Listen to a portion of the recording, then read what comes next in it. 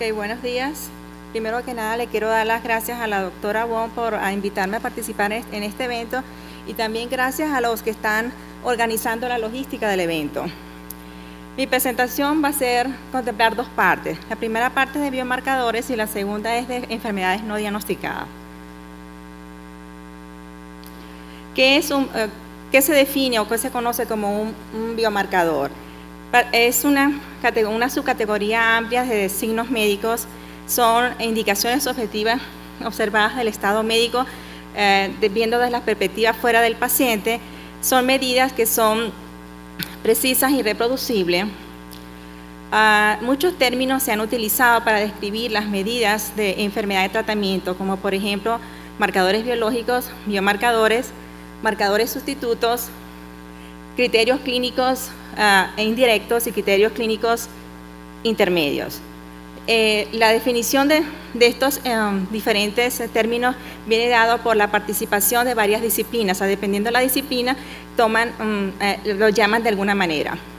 Por tal razón, en el año de 1998, un grupo de expertos del Instituto Nacional de Salud de los Estados Unidos se reunió para tratar de unificar la definición de lo que es un biomarcador. Entonces ellos quisieron definir biomarcador y el criterio clínico final del objetivo. El biomarcador se definió como una característica que es medida de manera objetiva y evaluada como un indicador de procesos biológicos normales, procesos patogénicos o farmacológicos en respuesta a una intervención terapéutica. Ahora, ¿cuál es la aplicación de un biomarcador y qué es lo que hace en el seguimiento del estado de salud? Se puede usar como una herramienta de diagnóstico para la identificación de aquellos pacientes con enfermedad o una condición anormal. Por ejemplo, la elevación de la concentración de glucosa para el diagnóstico de diabetes mellitus. También se puede usar como una herramienta para poder definir los estadios de una enfermedad como el cáncer. Por ejemplo, antígenos o receptores con la finalidad de medir extensión del tumor, proliferación celular y metástasis. También se puede utilizar como un indicador de pronóstico de la enfermedad, por ejemplo, la medida de la reducción del tamaño del tumor en ciertos tipos de cáncer. También se puede utilizar para predecir y seguir la respuesta clínica a una intervención. Un ejemplo de ellos es las concentraciones del colesterol para la determinación de riesgo de enfermedad cardíaca. Ahora, lo que se conoce como clinical endpoint o el punto final, la respuesta final, se definió como una característica variable que refleja cómo el paciente se siente, eso sería la calidad de vida, cómo son sus funciones cognitivas y funciones físicas y también cuál es la sobrevida y la discapacidad que pueden presentar. Y el otro punto es el marcador sustituto, que se definió o que este marcador se intenta sustituir un punto final clínico y se espera que tenga la capacidad de predecir beneficio clínico, daño clínico o la falta de beneficio basado en la evidencia epidemiológica, terapéutica, patofisiológica. ¿Cuáles son las características que debe tener un biomarcador? Primero, debe ser seguro y fácil de medir, no debe costar mucho y que para poder ser seguido en el tiempo, debe ser modificable con el tratamiento y debe ser consistente a través del sexo y de los diferentes grupos raciales y étnicos. ¿Cuáles serían las características que debe tener un biomarcador cuando estamos estudiando el envejecimiento? Debe predecir las funciones fisiológicas, función cognitiva y física independientemente de la edad cronológica. La prueba debe ser fácil de medir y que no haga daño en la persona en que estamos utilizando el marcador y debe trabajar también en los animales en laboratorio así como en los seres humanos. Ahora, el uso de biomarcadores tiene ventajas y desventajas. ¿Cuáles son las ventajas? La medida es objetiva, es una medida de precisión, es fiable y también debe tener la capacidad de poder ser, la validez puede ser establecida, tiene menos sesgo que el uso de cuestionarios. En algunos casos podemos estudiar los mecanismos de enfermedad y también la homogeneidad de riesgo o enfermedad. ¿Cuáles son las desventajas que tiene? Es que debe ser importante el tiempo que se está tomando. En algunos casos los costos son elevados. El otro problema es cómo vamos a almacenar la muestra y por cuánto tiempo se puede almacenar el biomarcador. Puede haber errores de laboratorio, así como errores humanos. Muchas veces es difícil de establecer el rango de normalidad y, por supuesto, tiene una ética de responsabilidad. Ahora, ¿qué biomarcadores se utilizan o que están en utilización en áreas del envejecimiento a nivel ya sea de laboratorios, de ensayos clínicos o estudios epidemiológicos? Solamente voy a dar algunos ejemplos. Uno de ellos es la interleuquina 6, que mide, o sea, qué aspecto del envejecimiento mide, es inflamación, infección, oxidación. Si los niveles están elevados, ¿qué enfermedades se asocian con ella? Unas son las cardiovasculares, cáncer, diabetes, sarcopenia, fragilidad y deterioro de la función cognitiva. Me voy a otro caso, por ejemplo, la disminución del volumen cerebral, qué aspecto mide la reserva cognitiva, y si está bajo el volumen, entonces está asociado con demencia. En el Instituto Nacional de Envejecimiento en los Estados Unidos tiene un gran interés en el estudio de la enfermedad de Alzheimer, o sea, ¿qué podemos hacer para hacer detección temprana o inclusive prevenir? Se han establecido varios programas y aquí les voy a dar solamente un ejemplo en donde hay un programa que está para desarrollar y validar de manera sensitiva evaluaciones neuropsicológicas que permitan detectar y poder seguir las características clínicas de las manifestaciones de la enfermedad. Ya el día de ayer vimos que una buena parte de los estudios incluyen biomarcadores, y no solamente a nivel de Latinoamérica y Estados Unidos, sino en varios otros países del mundo, que no voy a ir en detalles porque ya muchos de ellos fueron explicados el día de ayer. Ahora, pasamos a enfermedad no diagnosticada. Yo tomé como ejemplo la diabetes. Vamos a utilizar un biomarcador que es la hemoglobina glucosilada, que correspondería a la primera función de un biomarcador, que es el uso como una herramienta para diagnóstico de pacientes con enfermedad o una condición anormal. ¿Por qué escogí diabetes? Porque, bueno, si estos datos provienen o son de la Federación Internacional de Diabetes, que fueron publicados el año pasado, que muestra a nivel de Norteamérica y el Caribe, 39 millones de personas, o sea, 11.4% tiene diabetes, y el 27.1% tiene diabetes no diagnosticada. Si nos vamos más hacia abajo, en Centroamérica y Suramérica tenemos que 25 millones de personas viven con diabetes, y el porcentaje de personas que tienen diabetes y que no saben que lo tienen es de 27.4%. O sea, en otras palabras, en Norteamérica y el Caribe, 1 de cada 9 adultos tiene diabetes, y en Centroamérica y Suramérica, 1 de cada 12 adultos tiene diabetes. Ahora, ¿cómo diagnosticamos diabetes? Todos los años la Asociación Americana de Diabetes publica criterios para seguir la evaluación. Este año fue publicado uno en enero, donde hicieron unas modificaciones, y la modificación básica fue principalmente con la hemoglobina glucosilada, que tiene que ser mayor o igual a 6.5, que ya lo sabemos, pero que en esta oportunidad el método por el que se determina la prueba tiene que ser certificada y estandarizada por el Programa Nacional de Glicohemoglobina. El otro criterio que también se puede utilizar para diagnosticar diabetes es tener una glucosa plasmática mayor o igual a 126 miligramos.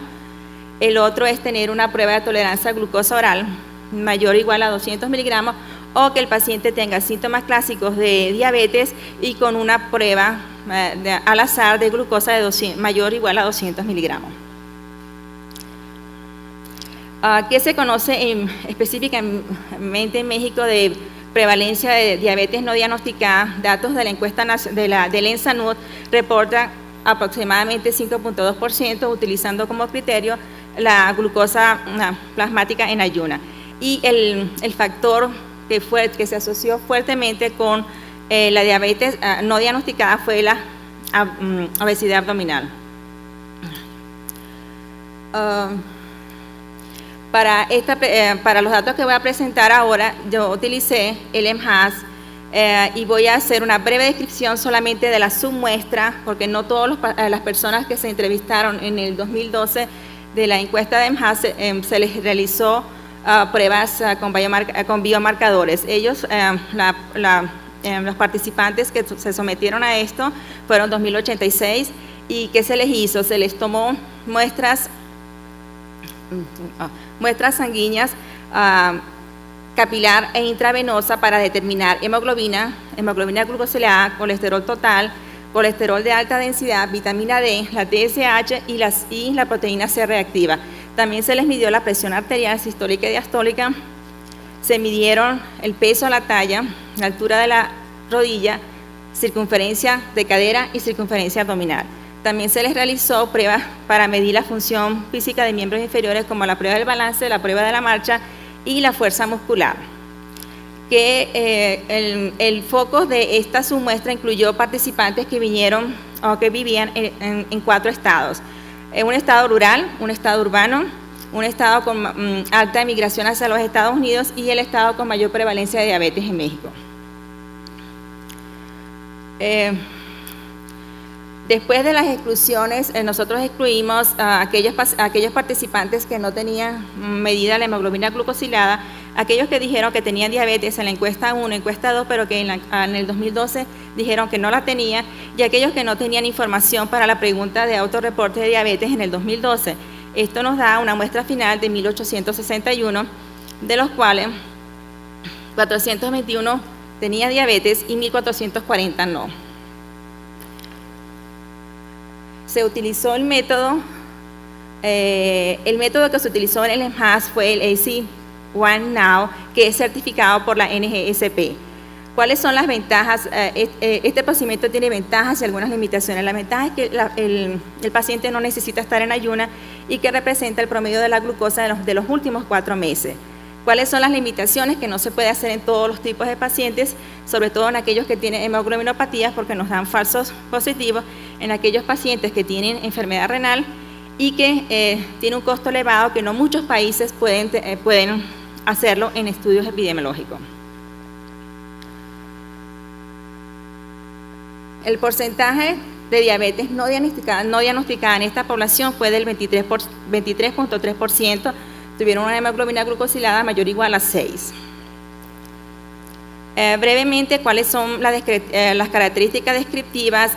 Las proporciones entre los que tenían valores normales y valores elevados básicamente no fueron significativas por edad, por sexo o por estado marital. Sin embargo, vemos que aquellos que tienen valores normales tienen en números de años de educación formal de 6.1 comparada con 5.8, pero cuando clasificamos la educación por categorías, ahí no hubo diferencia estadísticamente significativa.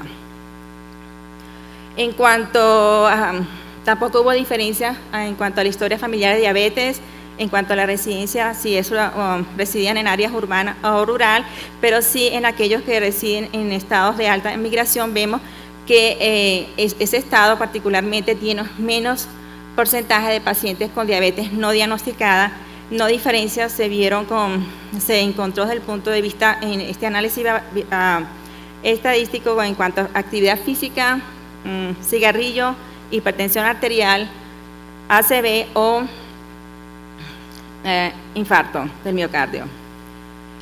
Cuando analizamos las medidas antropométricas, vemos que los pacientes o los participantes con diabetes no diagnosticada, el 49.9%, básicamente el 50%, tenían un índice de masa corporal mayor de 30 kilogramos por metro cuadrado.